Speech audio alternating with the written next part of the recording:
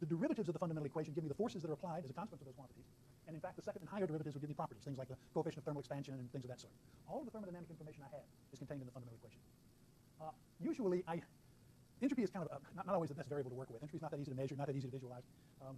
So we usually tend to turn this around when we write the fundamental equation and write it as the energy function. So let's fix the entropy, the volume, and the chemical content, and that will define the energy. The derivatives of the energy, derivative of E with respect to S is the temperature, E with respect to V is minus P for historical reasons. The derivative of E with respect to the mole number given entropy, volume, and other composition is the chemical potential. And this is the usual way we rewrite it. In which case you take the differential of the energy, you get an equation here in which you have, well, the work that's done in mechanics, it's force working through distance, F dx. These terms are all of that sort, because the variables S, D, and N are what we call extensive variables. If I double the size of the system, keeping its state the same, I'll double its entropy, I'll double its volume, I'll double its chemical content. So those are quantities. The modifying quantities here, T, P, and mu, are thermodynamic forces. They are intensities. So this is like a work term. PdV minus PdV is the mechanical work. That you know because you learned it in mechanics. TdS, if you want, is dQ. That's the thermal work. And mu dN is the chemical work. So if I write the equation in this way, I'm just saying the energy is increased by various kinds of work. Thermal work, mechanical work, chemical work, and it comes out looking like that. The force, T, P, and mu, the displacements, S, ds, dV, and dN. And it works out in this very simple form. Well, I just mentioned in passing, I won't prove it. Mathematics isn't that hard. Take my word for it. You can also write the energy in so-called integrated form as PS minus PV plus summation mu n. This comes about because all of these quantities are additive. If I double the entropy, double the volume, double the chemical content, I'll also double the energy. And I can use that simple fact mathematically to show that it's possible to write E as PS minus PV plus mu n. Its differential is how we're still this. Okay, conditions of equilibrium and stability. Let's go back to those. And let's start out with the conditions of internal equilibrium. The general condition of equilibrium, we go back to the isolated system, is that the entropy must have a maximum value. If the entropy is as big as it can be, then the system must be in equilibrium because it cannot change. So if I want to find the equilibrium states of the system, I look for extrema of the entropy.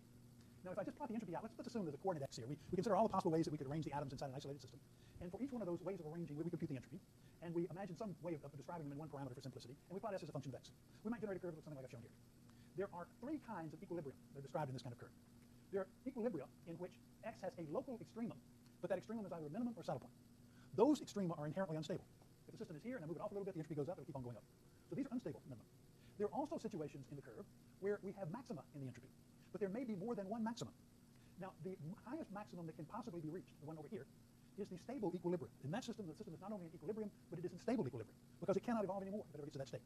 However, it is possible, and in general it's true, and in an awful lot of cases we work with, this is the situation, that we can find metastable equilibrium, what we call metastable equilibrium. They correspond to local maxima in the entropy, but they're not the absolute maximum. Suppose the system finds itself in this state over here. I get a little perturbation, it's going to come right back, because any little perturbation will cause the entropy to go down. It'll come right back. But if I can somehow give the system a real kick, so it flips over here, then it can find this more stable equilibrium and it will go there. So in equilibrium, we find really two cases. We have extrema that are not maxima at all, they're unstable. Extrema that are maxima, which are either metastable or stable equilibrium. The conditions of equilibrium, mathematically, in order for the system to be in equilibrium, it must have a local extremum. Mathematically, the derivative of S with respect to x has got to be 0. Otherwise, we know it's not in equilibrium. But if it is in equilibrium, it may be unstable, metastable, or stable, and to test that, we have to look at the conditions of stability. Necessary conditions of equilibrium. All right, suppose that we take our system, we consider the state that it's in, and we ask, what is the simplest test of it being in equilibrium? Well, suppose we make a small perturbation, a small change in its state, keeping its overall, this is an isolated system, so we're keeping these ED and N constant. We make a little change in its state. If it is in equilibrium, that change in state must cause its entropy to go down. Because if a small change in state would cause its entropy to go up, it would spontaneously evolve. So Gibbs' first condition of equilibrium is that a small change in the entropy must cause small change in state must cause the entropy to go down or remain the same. Mathematically, you can flip this over. This is changing the entropy at given energy, volume, and chemical content. Mathematically, I can flip it over and consider the changes in energy at given entropy, volume, and chemical content. And I reverse the sign of the inequality. The entropy must be a maximum for changes at constant EV and N, changes in an isolated system. The energy must be a minimum for changes at constant SV and N. Well, these are not easy variables to control, but this turns out mathematically to be a very convenient principle to use. So that's it. For stability, if I want to test for stability, instead of making an infinitesimal change in the state, I make a bigger change in the state. In an infinitesimal change in state, these are all equilibrium states. They all satisfy this condition. But if I make a little bit bigger change in the state, which Gibbs wrote as a second derivative, then you can see that these are unstable and these are stable. A sufficient condition for stable equilibrium is that any change at all, no matter how big, will cause the entropy to go down. All of these states satisfy the necessary condition for equilibrium mathematically. The metastable and stable states satisfy the necessary conditions for stability. Only the most stable state satisfies the sufficient condition for stable equilibrium. It has the highest entropy the system can possibly have, or the lowest energy the system can possibly have. We use all three of these conditions.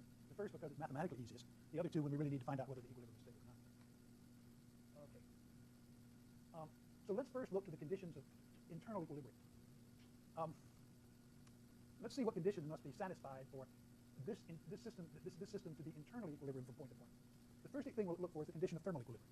We can do that. Let's take our isolated system here. Let's isolate a volume and divide it into two small volumes. Now let's suppose that those two small volumes have a fixed boundary that is impermeable, so the only thing they can exchange back and forth is energy. And let's ask what condition must be satisfied for these two to be in equilibrium. Since all they can exchange is energy, no work, no chemistry, this would be the condition of thermal equilibrium.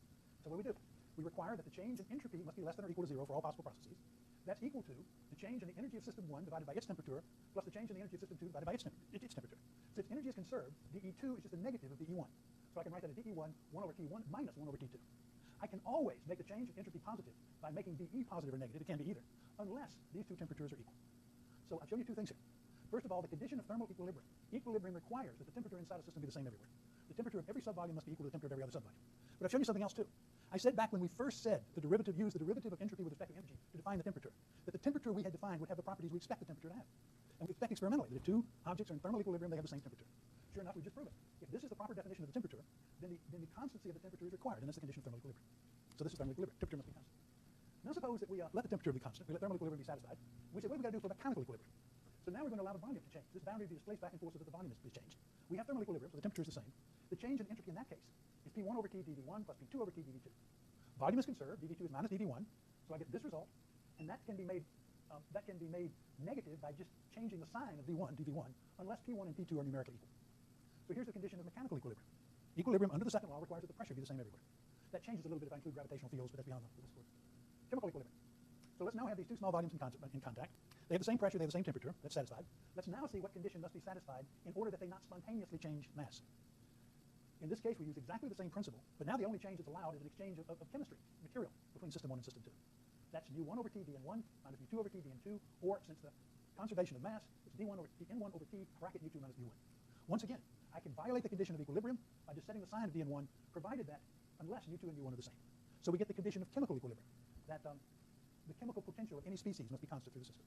So our local conditions of equilibrium, the temperature must be constant, the pressure must be constant, and the chemical potential of every component must be constant. We've also seen something else here. Suppose equilibrium is violated. What's going to happen? Suppose we violate thermal equilibrium. Well, a process will happen spontaneously if ds is negative. If T1 is greater than T2, then this bracket is negative. Therefore, the entropy will drive dE1 to be positive. That means that energy will flow from the high temperature body to the low temperature body. Just using the same logic here, you find that this boundary, volume will flow, this boundary will be displaced such that the high pressure body will expand at the expense of the low pressure region. Here, chemical material will flow, again under this criterion, from the region that has high chemical potential to the region that has low chemical potential.